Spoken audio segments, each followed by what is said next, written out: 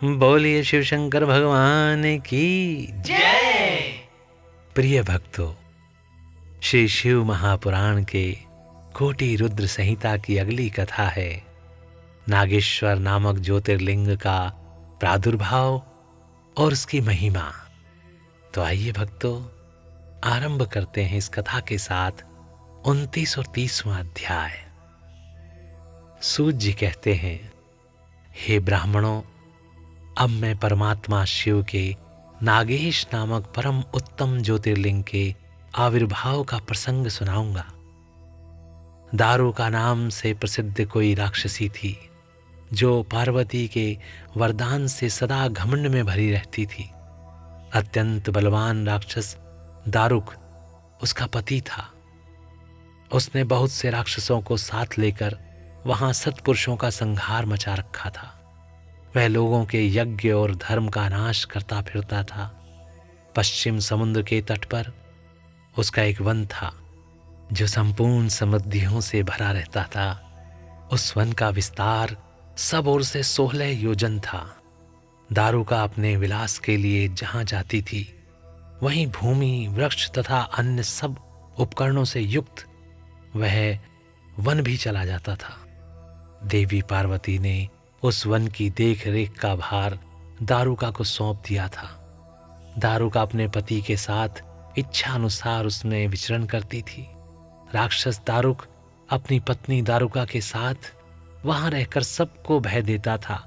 उससे पीड़ित हुई प्रजा ने महर्षि औरव की शरण में आकर उनको अपना दुख सुनाया और उन्हें शरणागतों की रक्षा के लिए राक्षसों को यह शाप दे दिया कि ये राक्षस यदि पृथ्वी पर प्राणियों की हिंसा या यज्ञों का विध्वंस करेंगे तो उसी प्रकार अपने प्राणों से हाथ धो बैठेंगे। देवताओं ने जब यह बात सुनी तब उन्होंने दुराचारी राक्षसों पर चढ़ाई कर दी। राक्षस घबराए।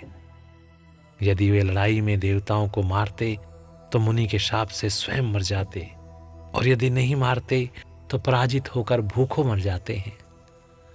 उस अवस्था में राक्षसी दारुका ने कहा कि भवानी के वरदान से मैं इस सारे वन को जहां चाहूं ले जा सकती हूं। यूं कहकर वह समस्त वन को ज्यों का त्यों ले जाकर समुद्र में जा बसी।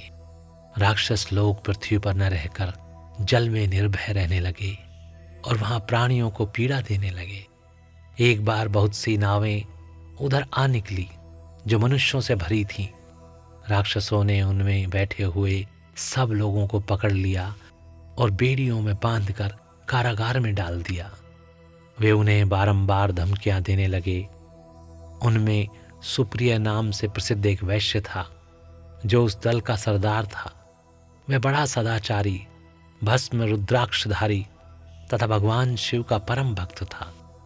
सुप्रिय शिव की पूजा किए बिना भोजन नहीं करता था। वह स्वयं तो शंकर का पूजन करता ही था, बहुत से अपने साथियों को भी उसने शिव की पूजा सिखा दी थी। फिर सब लोग नमः शिवाय मंत्र का जप और शंकर जी का ध्यान करने लगे। सुप्रिय को भगवान शिव का दर्शन भी होता था।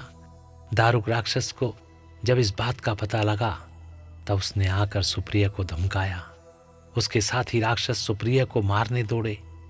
उन राक्षसों को आया देख सुप्रिय के नेत्र भय से कातिर हो गए।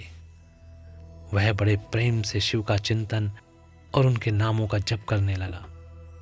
वैश्यपति ने कहा, हे देवेश्वर शंकर, मेरी रक्षा करो। कल्याणकारी त्रिलोकीनाथ, दुष्ट हंता भक्तवत्सल शिव, हमें इस दुष्ट से बचाइए। हे देव, अब आप ही मेरे सर्वस्व हैं। हे प्रभु, मैं आपका हूँ, आपके अधीन हूँ और आप ही सदा मेरे जीवन एवं प्राण है। सूत जी कहते हैं, सुप्रिय के इस प्रकार प्रार्थना करने पर भगवान शंकर एक विवर से निकल पड़े। उनके साथ ही 4 दरवाजों का एक उत्तम मंदिर भी प्रकट हो गया। उसके मध्य भाग में अद्भुत ज्योतिर्मय शिवलिंग प्रकाशित हो रहा था। उसके साथ शिव परिवार के सब लोग विद्यमान थे। सुप्रिया ने उनका दर्शन करके पूजन किया पूजित होने पर भगवान शंभु ने प्रसन्न हो स्वयं पाशुपतास्त्र लेकर प्रधान प्रधान राक्षसों, उनके सारे उपकरणों तथा सेवकों को भी तत्काल ही नष्ट कर दिया और उन दुष्ट हंता शंकर ने अपने भक्त सुप्रिय की रक्षा की। तत्पश्चात अद्भुत लीला करने वाले और लीला से ही शरीर धारण करने वाले शंभु ने उस वन को यह वर दिया कि आज से इस वन में सदा ब्राह्मण, क्षत्रिय, वैश्य और शूद्र इन चारों वर्णों के धर्मों का पालन हो। यहाँ श्रेष्ठ मुनि निवास करें और तमोगुणी राक्षस इसमें कभी ना रहें। शिव धर्म के उपदेशक, प्रचारक और प्रवर्तक लोग इसमें निवास करें। सूत जी कहते हैं, इसी समय राक्षसी दारुका ने दीन चित्त से देवी पार्वती की स्तुति की। देवी पार्वती प्रसन्न हो गई और बोली, बताओ तेरा क्या कार्य करूं? उसने कहा, मेरे वंश की रक्षा कीजिए। देवी बोली, मैं सच कहती हूँ, तेरे कुल की रक्षा करूंगी। ऐसा कहकर देवी भगवान शिव से बोली, हे नाथ, आपकी यह बात युग के अंत में सच्ची होगी, तब तक तामसी सृष्टि भी रहे, ऐसा मेरा विचार है। मैं भी आपकी ही हूं और आपके ही आश्रय में रहती हूं, अतः मेरी बात को भी प्रमाणित अर्थात सत्य कीजिए। यह राक्षसी दारुका देवी है, मेरी ही शक्ति है और राक्षसियों में बलिष्ठ है, अतः यही राक्षसों से राज्य का शासन करे। ये राक्षस पत्नियां जिन पुत्रों को पैदा करेंगी वे सब मिलकर इस वन में निवास करें, ऐसी मेरी इच्छा है।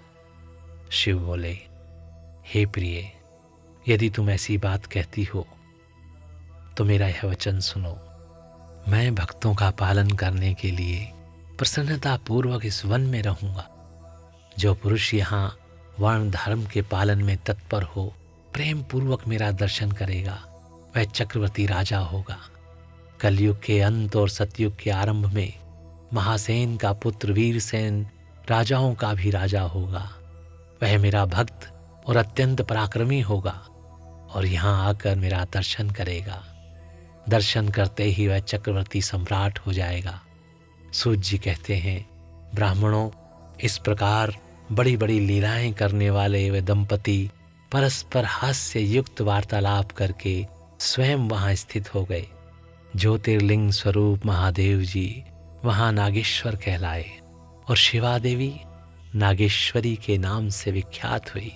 वे दोनों ही सत्पुरुषों को प्रिय हैं। इस प्रकार ज्योतियों के स्वामी नागेश्वर नामक महादेव जी ज्योतिर्लिंग के रूप में प्रकट हुए। वे तीनों लोकों की संपूर्ण कामनाओं को सदा पूर्ण करने वाले हैं। जो प्रतिदिन आदर पूर्वक नागेश्वर के प्रादुर्भाव का यह प्रसंग सुनता है, वह बुद्धिमान मानव महापातकों का नाश करने वाले संपूर्ण मनोरथों को प्राप्त कर लेता है।